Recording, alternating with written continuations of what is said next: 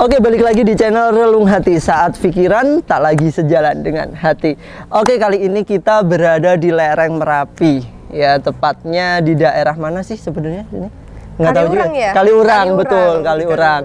Nah, podcast Relung Hati kali ini kita hadirkan berbeda. Kita di outdoor, kita bisa menikmati suasana alam bareng Mbak Nova. Siapa namanya?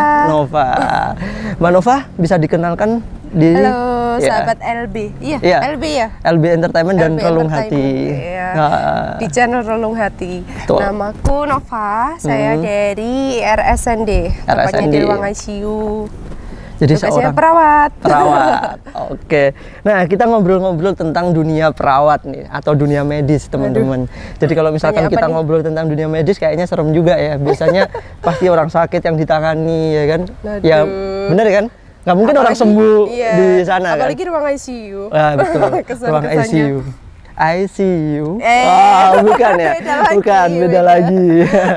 Oke, apa sih yang membuat Mbak Nova tertarik di dunia para medis seperti ini, apalagi di dunia perawat kayak gini? Sebenarnya manfaatnya sih banyak ya, selain bisa diaplikasikan ke keluarga, ke teman terdekat, ke kita sendiri. Jadi itu bekal pengetahuan tentang kesehatannya meskipun sedikit, tapi itu bisa mencegah suatu kemungkinan buruk yang akan terjadi pada keluarga kita. Seandainya kalau terjadi hal-hal yang tidak diinginkan atau sakit gitu, paling enggak kita tahu tata laksananya kayak gitu. Oke, jadi tahu prosedurnya seperti apa menangani pertama kali pada saat keluarga sakit atau apa. Betul. Gitu. Nah, keluh kesahnya di dunia medis apalagi di dunia perawat itu apa sih, Mbak? Nah, di sini tuh Nova bisa ceritain lah. Atau sebenarnya orang itu kan melihatnya di dunia medis enak tuh nyantai-nyantai aja, atau mungkin banyak yang belum tahu sebenarnya di medis itu apalagi di perawat itu seperti apa. Ayo gabung di perawat kamu biar ngerasain gimana jadi perawat. Asik sih sebenarnya, asik, kegiatannya asik, cuman ya dukanya itu kalau kita berhadapan dengan pasien-pasien yang sudah sudah akut gitu ya, udah akut, mendekati, udah kritis ya, gitu. udah kritis kayak gitu. Kita kadang untuk menyampaikan sesuatunya nggak tega sama keluarganya, atau kadang ada keluarga yang denial. Kita kan berhadapannya nanti langsung ke personalnya ya, maksudnya selain ke pasien juga nanti menghadapi keluarga. Beda kan kalau pasien-pasien ada di rawat inap atau poli kayak gitu kan, mereka masih itu ya, maksudnya belum ada di level yang kritis, jadi betul. tidak perlu mempersiapkan persiapan mental apapun untuk ngobrol sama keluarganya, benar-benar. Nah, jadi, mungkin sedikit banyak seperti itu keluh kesahnya. Nah, yang paling menarik di dunia perawat yang sudah dijalani selama ini, sehingga bisa betah nyaman di situ. Betah nggak sih sebenarnya? Betah ya gitu. Pokoknya tuh seru-seru, apalagi kalau ada pasien-pasien. Semenjak pandemi COVID tuh lebih seru banget. Banyak banget pastinya. Alhamdulillahnya sih, maksudnya ada keadaan pandemi kayak gitu ikut terlibat nih. Kalau bangsa kita lagi mengalami seperti ini, kita ada di situ. Jadi nanti suatu saat tuh bisa jadi bahan cerita. Dulu di Indonesia bahkan di dunia terjadi pandemi, dan mungkin nanti kan aku jadi ibu nih, mungkin ya ibu untuk anak-anaknya nantinya ya kan. Terus nanti bakal cerita ke anak, dulu tuh waktu ibu jadi perawat ini ada kasus yang seperti ini, ibu merawat dengan seperti ini. Pokoknya nanti akan jadi pengalaman tersendiri ya, pengalaman berharga untuk jadi bekal ya. Iya betul. Sampai jadi temen COVID tuh, jadi temen 2 kali kena COVID soalnya. Dua kali kena COVID. Pernah khawatir nggak misalkan ada penyakit serius gitu untuk ngerawat, terus akan tertular atau apa gitu mungkin? Pernah nggak kayak gitu, punya pikiran kayak gitu, aduh nanti aku bisa tertular penyakit ini gitu, misalkan kayak COVID kemarin itu? Tetap awal-awal tuh kan, itu kan pada denial, maksudnya takut untuk ngerawat, takut kita nanti yang akan tertular dan sebagainya. Tapi balik lagi waktu itu pertama kali untuk meyakinkan mau ngerawat di situ ya, ini pekerjaan saya dan ini bangsa kita gitu loh. Kalau nggak kita siapa gitu loh. Garda terdepan pada saat itu, bener nggak? Emang tugasnya seperti itu. Kalau nggak kita ya siapa lagi? Mau nggak mau ya harus siap dengan konsekuensinya. Resiko dengan pekerjaan tersebut. Betul. Gitu. Itu titik mungkin khawatirnya ya, nggak nyaman banget pada saat ada COVID itu Betul. kayaknya, bener ya? Sebenarnya nggak ke diri sih, lebih khawatirnya itu ke keluarga. orang ya di rumah, apalagi kan bapak ibu sudah sepuh terus punya komorbid waktu itu yang kita pikirkan itu. Tapi ya balik lagi kita optimis, yang penting kita sesuai nih sama prokes. Kita kan pakai pakai APD ya, alat Iya, betul, pelindung diri APD. ketika merawat. Terus selesai dari ruang isolasi itu kita mandi segala macam, jadi pulang ya kalau bisa udah kita bersih gitu. Oke. Nggak pernah. Pernah capek nggak jalanin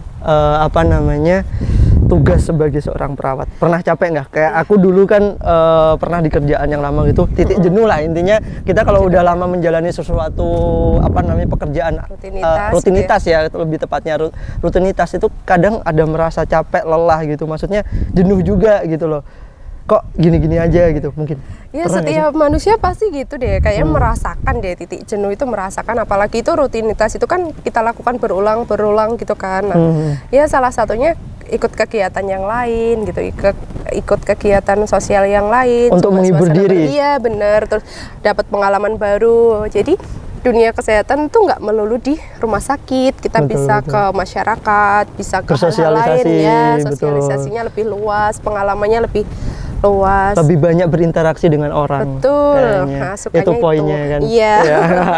Sama saya juga sering berinteraksi dengan orang kan. Seneng. Di psikologi kan kayak gitu juga. Kenal banyak orang gitu. Betul. Nggak Keluarga baru gitu ya. Selingkungan baru, suasana baru. Pernah dapet ini nggak kayak pasien yang ganteng terus kemudian pasien yang ganteng atau kenal dokter spesialis gitu yang sempat jatuh hati atau gimana? Nggak jatuh hati sih, kayak misalkan aduh ntar pengennya kayak gitu gitu. Kalau pasien ganteng ya ada beberapa. Relatif kan ya kalau masalah ganteng. Kalau masalah ganteng kan relatif. Jadi lebih semangat nih kalau misalkan pasien ganteng. Tapi ada plusnya. Apa tuh? Ganteng-ganteng masuk ICU. Oh iya Berarti betul kan betul. dia ada minusnya di sana. Betul. Kalau dokter ya kita lebih suka ke karisma. Powernya iya dia udah ganteng terus pintar. Nah iya, itu kan, sih biasanya yang betul. jadi primadonanya kita tuh itu. Iya. Biasanya dokter kan pasti pinter ya, nggak mungkin dokter. Ya betul. Kita nggak nyebut itu ya. Bener. Ya di dunia plus 26 pinter, ganteng gitu ya. Iya dokter muda apalagi. Ya kan? Banyak. Iya dulu saya juga daftar jadi dokter. Oh iya, dokter cinta. Iya. Dokter cinta. betul.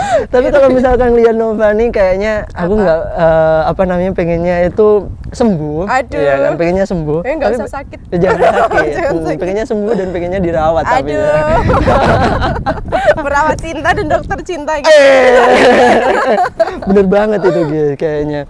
Nah, pernah ada ini nggak sesuatu hal yang mungkin membuat momen spesial di saat menjalankan tugas? Momen spesial apa pada saat Nova menjadi perawat, spesial apa gitu? Mungkin ada gift dari pasien atau apa? Mungkin yang menjadi hal tersebut menjadi hal suatu hal yang istimewa buat Nova di sini.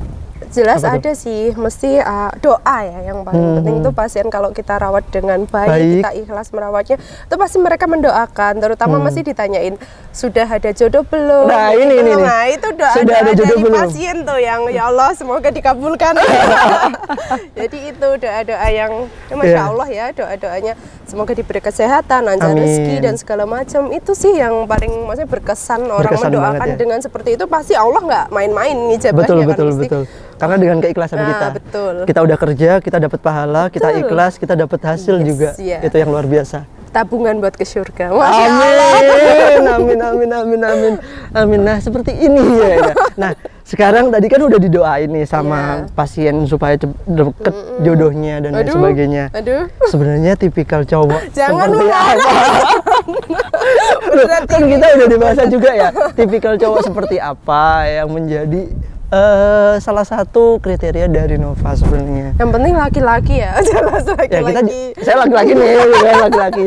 Terus habis itu kepercayaan muslim pasti. Islam. Saya muslim. Ya. Saya kan udah laki-laki muslim ya kan. Muslim. Jujur. setia, setia. menerima kita padanya. Oh, kurang apa coba?